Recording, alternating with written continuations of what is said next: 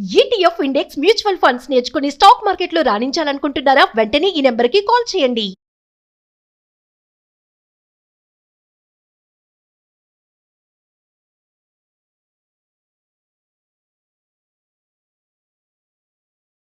నమస్తే, welcome back to Suman TV. Present మనతో పాటు ఉన్నారు stock market analyst Sundar Rama Reddy గారు. నమస్తే సార్. నమస్తే అండి. Sir, war tensions, rupee week అవ్వడం, డాలర్ స్ట్రాంగ్ అవ్వడం, క్రూడ్ ఆయిల్ పెరగడము, మరి ఇవన్నీ చూసుకుంటే రీసెంట్గా ఆర్బీఐ కూడా ఒక న్యూస్ అయితే టామ్ అవుతుంది. గోల్డ్ని బాగా విక్రయిస్తుంది, అమ్మేస్తుంది అని చెప్పేసి. మరి ఈ న్యూస్లో నిజం ఎంత ఉంది? ఇది ఫాల్సా ట్రూ అంటే? లేదు, సెంట్రల్ గవర్నమెంట్ వాళ్ళు క్లియర్గా చెప్పారండి, మేము గోల్డ్ ఏమీ అమ్మలేదు, అవన్నీ చాలా ఫేక్ న్యూస్ అని చెప్పారు. ఇదన్నీ ఎక్కడి నుంచి స్టార్ట్ అయిందంటే బ్లూంబర్గ్ డేటా నుంచి మీనైంది అనమాట. వాళ్ళు వన్ ఆఫ్ ది వరల్డ్లోనే లీడింగ్ ఫైనాన్షియల్ డేటా ప్రొవైడర్ అనమాట. వాళ్ళు అంత పెద్ద పోర్టల్ వాళ్ళే ఆర్బీఐ అమ్మింది అనేసరికి ఏంటంటే ఒకసారిగా మార్కెట్ అంతా షాక్ అనమాట. అంటే ఇండియాలో మీకు తెలుసు గోల్డ్ ఎంత సెంటిమెంట్ అనేది. అంటే ఈవెన్ మన్మోహన్ సింగ్ గవర్నమెంట్ అప్పుడు కూడా వాళ్ళు తనఖా పెట్టారే తప్ప, పివి నరసింహ టైంలో కూడా తనఖా పెట్టారే తప్ప గోల్డ్ ఎప్పుడు అమ్మల. అంటే ఇంతవరకు సెంట్రల్ బ్యాంక్ వాళ్ళు గోల్డ్ కొనటమే తప్ప అమ్మిన హిస్టరీ ఎప్పుడు లేదు. అంటే పివి నరసింహ ఆర్థిక గేట్స్ ఓపెన్ చేసినప్పుడు అంతకుముందు డబ్బులు అవసరం ఇండియాకి, ఫారిన్ రిజర్వ్ మొత్తం జీరో అవుతున్నప్పుడు ఈ గోల్డ్ తనఖా పెట్టారు లండన్ తీసుకెళ్ళి. దాన్ని విడిపించుకొని రావడానికి ప్రౌడ్గా ఫీల్ అయ్యారనమాట. అంటే గోల్డ్తో ఇండియాకున్న అనుబంధం అలాంటిది ఎప్పుడు లేదు. ఈసారి డైరెక్ట్గా అమ్మారు అనే న్యూస్ పెద్ద షాకింగ్ అనమాట. ఎందుకు వచ్చింది ఇది బయటికి అంటే, ఈ ఆర్బీఐ వెబ్సైట్లో ఎవ్రీ మంత్ డిక్లేర్ చేస్తూ ఉంటారు ఏ అసెట్స్ ఎంత ఉంటుంది అనేది. అంటే majority of the central banks అన్నీ కూడా లేదు, కొంత డబ్బు డాలర్ రూపంలో, కొంత డబ్బు ఇంటర్నేషనల్ కరెన్సీ రూపంలో, కొంత డబ్బుని గోల్డ్ రూపంలో స్టోర్ చేస్తూ ఉంటారు. ఎప్పటికప్పటికే వాటి వాల్యుయేషన్ చెప్తూ ఉంటారు అనమాట. ఇండియాలో ఫస్ట్ టైం రేటు బాగా పెరిగింది కాబట్టి గోల్డ్ ఓవరాల్ ఫారెన్ రిజర్వ్లో అది ఆల్మోస్ట్ 60% వచ్చేసింది. ఒకప్పుడు 12 ఉండేది అనమాట. అంటే మన వాళ్ళందరూ గోల్డ్ ఆర్బీఐ తక్కువ ఉంటుందేమో అనుకుంటున్నారు. యాక్చువల్ గోల్డ్ రేట్ పెరగడం ద్వారా వాల్యుయేషన్ అప్డేట్ అయింది అంతే. లాస్ట్ మంత్లో ఏమైందంటే అది వాల్యుయేషన్ మరి ఎలా చేశారో మనకు తెలియదు, కానీ గోల్డ్ ప్రైస్ని డ్రాప్ చేసి చూపించారు. దాంతో వీళ్ళు రఫ్గా 80 టన్స్ వర్త్ గోల్డ్ అమ్మారు. 80 టన్స్ వీళ్ళు అమ్మారు, అమ్మి ఉండొచ్చు అని చెప్పేసి బ్లూంబర్గ్ రావడంతో అది వైరల్ అయిపోయింది. లాస్ట్ 2 డేస్ నుంచి మీడియా అంతా ఒకటే టామ్ ఇండియా వాళ్ళు గోల్డ్ అమ్మారంట, ఆర్థిక పరిస్థితి బాగాలేదని. ఈ మధ్యకాలం ఏంటంటే గవర్నమెంట్ వాళ్ళు పొదుపు చర్యలు చేపట్టారు, ఖర్చులు తగ్గించుకోండి అని చెప్పేసి. దాంతో ఇండియన్ ఎకానమీ ఏదో అవుతుంది, ఇండియాలో పెద్ద ఇష్యూస్ ఉన్నాయని చెప్పేసి ఇది అవుతున్నారు. ఇష్యూ ఉన్నమాట నిజమే, ఫారిన్ రిజర్వ్ లాస్ట్ 3 నెలల నుంచి తగ్గుతున్నమాట నిజం, గల్ఫ్ నుంచి ఇండియాకి రావాల్సిన రిమిటెన్స్ తగ్గిపోయినమాట నిజం, మన ఎక్స్పోర్ట్స్ స్లో అవుతున్నమాట నిజం, ఆయిల్ రేటు బాగా అవటం వల్ల ఇండియన్ రూపీ బాగా వీక్ అవటం మాట నిజం, ఎఫ్ఐఎస్ ఇండియా నుంచి 2.5 లక్షల కోట్ల వరకు తీసుకెళ్ళినమాట నిజం. బట్ ఇన్నున్నా సరే మనం అనుకున్నంత వీక్ ఏం లేదు. మన జిఎస్టీ కలెక్షన్స్ ఇప్పుడు లాస్ట్ మంత్లో వచ్చింది 1.9 lakh crore ఉంది. ఓవరాల్గా ఎకానమీ ఒకవైపు బాగానే ఉంది, బట్ ఇంపోర్ట్స్ మాత్రం చాలా కాస్ట్లీ అయిపోయింది, రూపీ వీక్ అయింది, అంతవరకు నిజం అనమాట. బట్ దాన్ని ఏంటంటే గవర్నమెంట్ ఈ పొదుపు సర్కిల్ ఎప్పుడైతే చేపట్టారో ఏదో అవుతుందన్నారు. గోల్డ్ అమ్మే సర్కిల్ ఏంటంటే అది అటాచ్మెంట్ ఎక్కువైపోయింది అనమాట. గోల్డ్ అమ్మేస్తే అది ఇంకొంతమంది అయితే ఒక అడుగు ముందుకు వచ్చి పార్లమెంట్ పర్మిషన్ లేకుండా గోల్డ్ ఎలా అమ్ముతారు అంటున్నారు. మానిటరీ పాలసీ ఆర్బీఐ కంట్రోల్ చేస్తుంది, అది పార్లమెంట్ సంబంధం ఏంటి?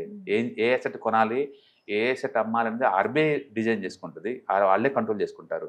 అందుకని ఆర్బీఐలో అవసరం అనుకుంటే గోల్డ్ అమ్మచ్చు, రేపు తగ్గితే మళ్ళీ కొనుక్కోవచ్చు, అది it's up to you RBI అనమాట. బట్ ఫారిన్ రిజర్వ్ కోసం ఆర్బీఐ ఏమో అమ్మలేదని చెప్పేసి గవర్నమెంట్ వెరీ క్లియర్గా స్టేట్మెంట్ ఇచ్చిందంటే అది ఫేక్ న్యూస్ అని చెప్పింది. అంటే బ్లూంబర్గ్ లాంటి పెద్ద పెద్ద ఇన్స్టిట్యూషన్స్ ఏదైనా న్యూస్ పబ్లిష్ చేసేటప్పుడు 1-2 సార్లు గవర్నమెంట్ తోటి పిఆర్ డిపార్ట్మెంట్ కనుక్కొని కన్ఫర్మేషన్ చేసుకొని న్యూస్ వేయాలి తప్ప అంత బ్లైండ్గా వెళ్ళకూడదు. ఈ మధ్యకాలంలో ఈ ఇంటర్నేషనల్ ఆర్గనైజేషన్ అన్నీ కూడా లేదు, ఇండియా నుంచి అన్ని ఫేక్ న్యూస్లు క్రియేట్ చేస్తున్నారు. రష్యా నుంచి ఇండియా వాళ్ళు ఆయిల్ ఆపేశారన్నారు, ఇంతవరకు ఒక డ్రాప్ కూడా తగ్గలేదు లాస్ట్ 1 year నుంచి. మనలో కొంటూనే ఉన్నారు ఎవ్రీ మంత్. దానికి మాకు అమెరికన్ పర్మిషన్ అవసరం లేదని చెప్పి క్లియర్గా చెప్పారు వాళ్ళు.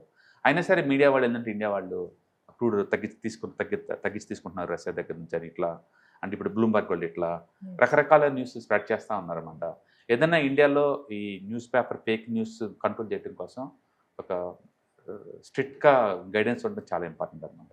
దీంతో బంగారం ధరలు తగ్గిపోతాయి అనుకోవచ్చు సార్? మరి బేసికల్గా గోల్డ్ రేట్ అనేది ఇండియా ఒకటే కంట్రోల్ చేయాలి, వరల్డ్ వైడ్గా చూసుకోవాలి. బట్ ఎప్పుడైతే గల్ఫ్లో ఈ ఇష్యూస్ వచ్చిందో, ఆయిల్ ఇష్యూస్ వచ్చిందో, వరల్డ్ వైడ్గా అన్ని చోట్ల కూడా లేదు. ఏ కంట్రీ వాళ్ళు ఆ కంట్రీలో ఇష్యూస్ కోసం చూసుకుంటున్నారు. ఈ టైంలో అన్ని కంట్రీస్ వాళ్ళకి కూడా లేదు, పాత డిస్టర్బెన్స్ సప్లై చైన్ డిస్టర్బెన్స్ ఉంది కాబట్టి డాలర్లో స్టోర్ చేయడానికి ఇష్టపడతారు ఈ టైంలో. ఎస్. అందుకని ఇండియా వాళ్ళు కూడా మన కరెన్సీ బాగా వీక్ అవుతుంది కాబట్టి డాలర్ కొనడానికి ట్రై చేస్తారు తప్ప గోల్డ్ కోసం ట్రై చేయరు. అందుకని గోల్డ్ టెంపరీగా పాస్ అవుతుంది. And more ever last year literally 50% పెరిగింది. ఎస్. సో 2025 గోల్డ్కి సొన్నయిగా మళ్ళీ అలాంటి ఇయర్ 1 or 2 years వరకు రాకపోవచ్చు.